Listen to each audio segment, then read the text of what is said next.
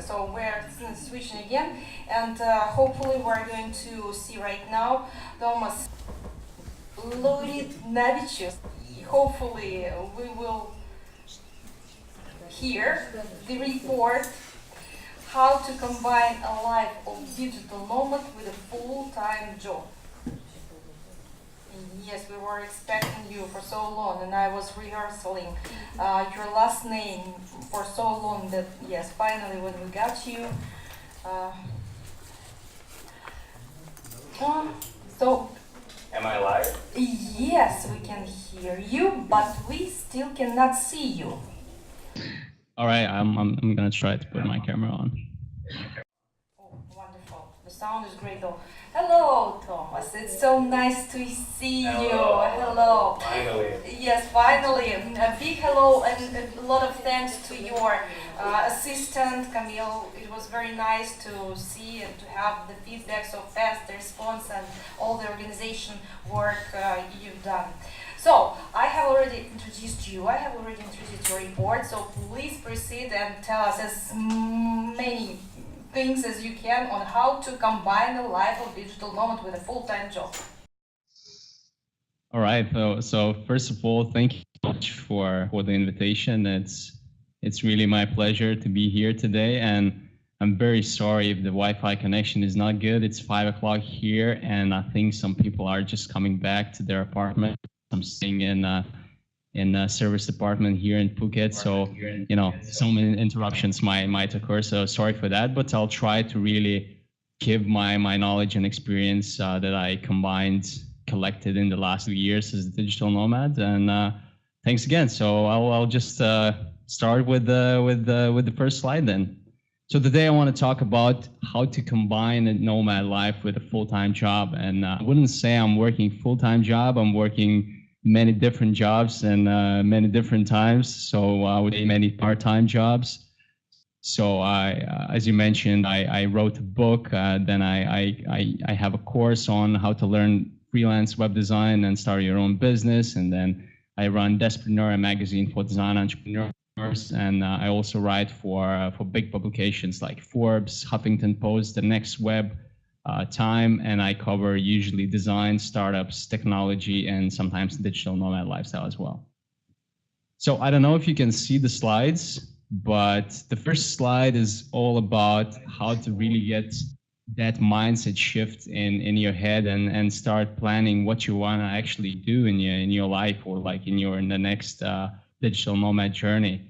And it's very important to plan thoroughly, because at the very beginning I did a trip around Europe for like 30 or 40 days with my best buddy, and we didn't really know where we're going, and just thought it's gonna be fun. We're gonna take some trains, some buses, you know, we're gonna try and catch some cars on the road just to get from A to B, and that was a horrible idea because we took so much stuff. And currently I have my backpack here, where this is the backpack.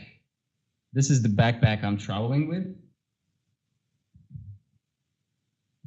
Just this one, and I have just the very essentials. I have my laptop. I have maybe 2-3 pairs of shorts, some underwear, some t-shirts. I have running shoes if I decide to run or go to exercise. And that's pretty much it. So I think it's very important to just plan thoroughly and understand where you're going. If you're going to Paris, or you're going to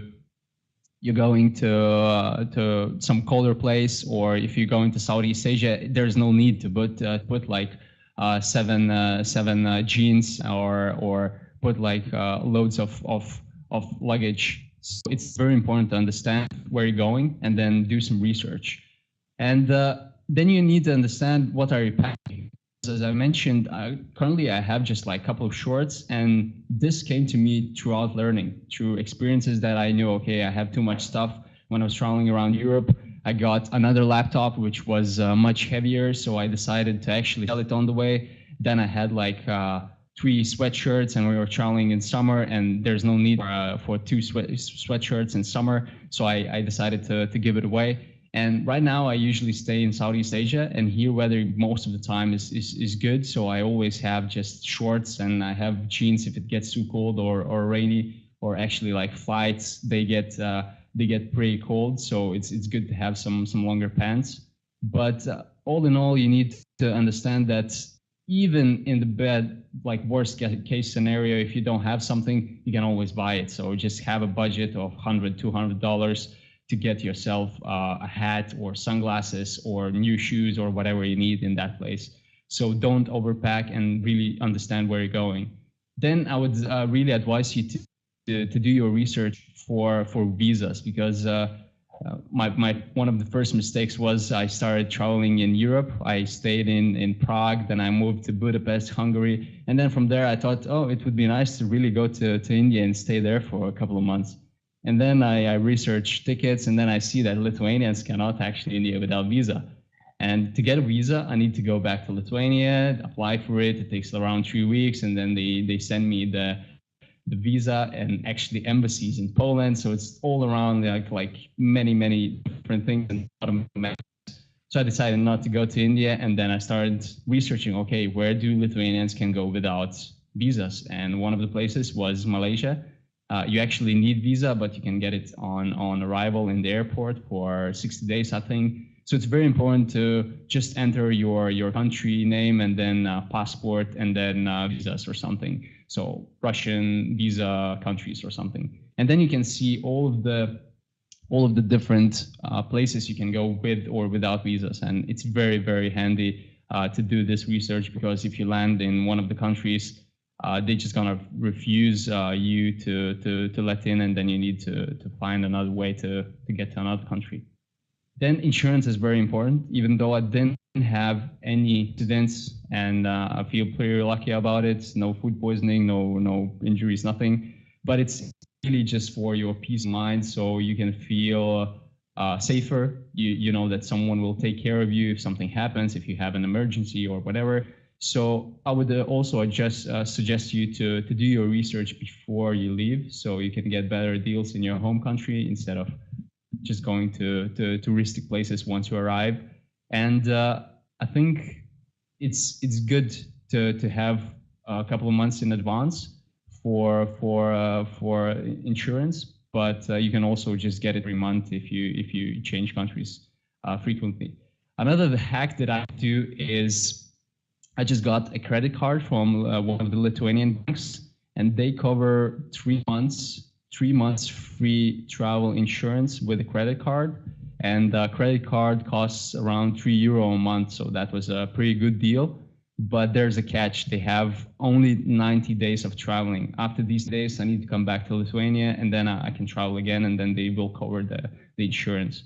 So check out in your own country if there is any option that they can give you a credit card for probably like a very little fee, and they will cover your travel insurance, which is a way to save a lot of money.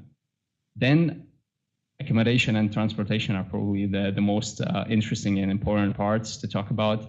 And accommodation is, you can get like pretty much anything. You can stay for $1 or you can stay for $1,000 a night. And it depends on what you want in your travelings. But I would say start with Airbnb, which is a very good website connecting travelers and people who want to host other people. And it's very nice to meet locals. They will take you out for dinner. They will take you out for drinks. They will show you the best places in that area. But otherwise, sometimes, Airbnb can be costly, especially here in Southeast Asia. Hotels and like service apartments are so cheap that it's a better value to go directly to a service apartment or a hotel, and always negotiate. I never pay the full price they want. I always send like emails to different places. Let's say in my case, I came to Phuket like a month ago, and I started doing my research 2 months ago, and I sent 10 emails to service departments here in Phuket, and I said, okay, I want to stay here for 40 days. What kind of a deal you can give it to me? And then they send me these deals. I can compare. Okay, this is not as good. This is too much, and this one is too far away from the city center. And then I can see that, okay, these service apartments are probably twice or 3 times cheaper than it's posted on like booking.com or like Agoda or hotels.com or whatever. So it's always better to contact directly like a hotel or a service apartment or a guest house, and then speak directly to the owner or to a manager who can make the decision and give you a discount. Because if you're staying for a longer term, then they get a lot of money in a short period of time, and it's good for it's a good thing for their business if they don't have empty rooms. For transportation, share some of the tools that I use in the next slide, but it's also like you need to plan it in advance. Before I was traveling and I didn't know where I'm going the next month, so tickets would cost like $200, $300 if I buy it just a couple of weeks before the flight. But right now I have planned everything for the next, let's say, 3-4 months, so I can get tickets from Milan to Vilnius, Lithuania for probably like €30, and then I'm planning to come back to Asia in September. I'm gonna use Norwegian Airlines, and it's gonna cost like €200. And if I flew just like a week, like I booked the ticket before, like a week before, 2 weeks before, it would cost $400 or $500 or something. Sorry guys if I mix currencies, because I use 3 currencies at the moment. I use euro, dollars, and British pounds. So just to give you an overview how things, but sorry for mixing these up. Other thing is about establishing routines. So, okay, you planned everything, you want to travel there, you want to take this thing, you want to stay in this country 2 months, 3 months, you found accommodation, you found flights, you found buses, everything. But here's the key part, you still need to do the work. So if you're working as a full-time employee, you still need to show up for 8 hours a day, right? Five times a week. In case you are a freelancer and you have more flexible time, but still you're going to work pretty much the same time as much as you did in your office or your home country or whatever. So for me, the trick is to really establish routines, and these routines or discipline really helps me to remain the same no matter where I am, no matter the time zone, no matter the climate, no matter if I'm hungry or not, if it's day or night. And this is my example routine that I started developing it maybe 2.5 or something 3 years ago, and it's working like magic for me. And no matter where I am, next month I'm going to Tokyo, and it's going to be like 3 or 4 hour time difference, but I'm still gonna try and wake up at 5 a.m. Then I'm gonna drink water, stretch, meditate, read, write, define my most important task of the day or MIT, then do some visualization of how I do things, and then go to the gym to exercise and to really, just to keep in shape mentally and physically, and just this overall general health and like wellness of being is helping me to really stay grounded no matter where I am, and still keep putting the work in on a daily basis. All right, the next slide. This is called travel hacks. So this is one of the things that I mentioned for transportation. And these are just like websites or apps or services that you can use. The first one is Nomad List, and it basically ranks all of the cities digital nomad friendly, and these are growing pretty quickly. And you can go on Nomad List and you can filter cities for weather, for budget traveling, for fast Wi-Fi, for food, for parties, for good weather, and so on and so on. So it's a very good research point, starting point for your next travels. And you can see also how much money it costs to live there, short or long term, where to get accommodation, and there's communities. It's a very nice tool for digital nomads. The mentioned Airbnb, Booking.com, Agoda.com is for looking for like an accommodation, like a room, or you want to rent a villa or a house or any kind of accommodation. And these are also pretty good for, these are pretty good for looking for, if you need like a transfer, they usually have transfer from the airport, and you can also, as I mentioned, find good deals on Booking or Agoda. And then from these deals, you can see, okay, guest house is called, I don't know, Get to Guest House in Bali, and then you see the exact address or number or an email, and then you directly email them and tell them, okay, I'm going to stay for a month. I give you this much money, and they will try to negotiate and ask for more, but eventually you will get a better deal than booking on one of these websites. Then Google Flights. I use Google Flights for finding cheap flights, and it's very good because you can simply enter your city and then destination, and then you can see the whole map. And on the whole map, you can see price tags to each and every city. So for example, if you want to go from Europe to Asia, you need to identify what are the hubs. So in Europe, the hubs are London, Paris. We have Scandinavian hubs like Copenhagen, Stockholm, Oslo. And from these cities, you can fly to Bangkok for very, very cheap. And Bangkok is one of the hubs in Southeast Asia. So from Bangkok, you can reach pretty much any city in Asia. So Tokyo, Hong Kong, you can go to Bali, Singapore. And from these big hubs, you just need to find the best way to get to your destination. And sometimes it may take 3 flights. So never use all these agencies or services because they will charge 4 or 3 times more money than you would do directly. So go to Google Flights, check the cheapest way from one big hub to another one. So for example, London, New York, and then from New York, if you want to go to South America, check where you can go from New York, maybe to Brazil or to Argentina or something. Then Momondo is also for searching for flights. And then the last one, JetRadar, is also the same tool for flights. So sometimes I just use these tools to double check or triple check prices. And then I see, okay, on JetRadar, it's $3 cheaper. And I'm a cheap ass and I want to save $3. So of course, I'm going to book on JetRadar. And these are just a couple of tools to help you save sometimes a lot of money on flights. As I mentioned, never use agencies. Always look for direct flights from one hub to another, and then from the big hub, try to find a shorter flight to your destination.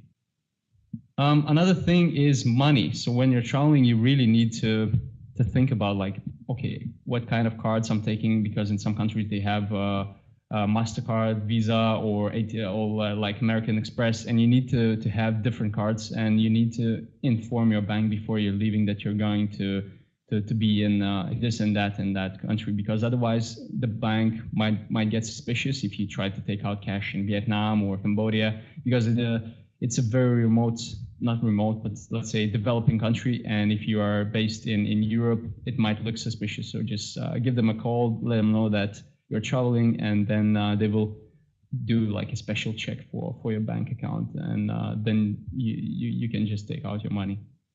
TransferWise is this is the tool that I use for international transfers. So if you have a Russian bank account and you have American bank account and you have, let's say, Thai bank account, you want to make cheap transfers from one bank account to another. So in case of emergency or whatever, you want to transfer money to one account and from one account to another. So you can use TransferWise, which is a very, very cheap solution for transferring money from one country to another, or like from one bank to another country.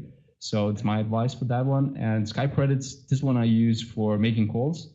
So you can put like $10 and call pretty much the mobile or landline phone in the world, and on the side of people you're calling to, they will think calling from mobile phone, and it's very cheap, affordable, and you don't have to make these international calls. Next slide, please. Okay. Best tools to get things done. So these are just a couple of tools, and if you want to find more tools, you can check my blog, tomasleu.com, or just Google my name and then tools to work or to travel, whatever, and you're gonna see some of my blog posts. I listed over 100 tools that I use, and these are just some of the tools. So first one is Work Hard Anywhere. It's a website, and it's also an app that allows you to search coffee shops, restaurants, libraries that have fast Wi-Fi, that have coffee, and generally just have plug outlets and a nice environment to work. Then we have Foursquare, which is pretty much the same, and you can use Foursquare to find good places to work from. You can find places if you want like a nice date or Mexican food or good wine or croissant or coffee, whatever. Stay focused. This is a Chrome extension. Maybe it's for other browsers as well, but this one is actually blocking websites you don't want to visit too much every day. So I blocked my social media and I allow myself just 20 minutes on Google Chrome. And I actually used my my allowance today, so I cannot access Google Plus, then LinkedIn, Twitter, and Facebook today. I'll just go on my phone. Then we have Rescue Time, which is a tool that that tracks your time automatically on your laptop, and it shows productive and unproductive time. Most of the time I have. Okay, something is happening. Dear Thomas, can you hear me?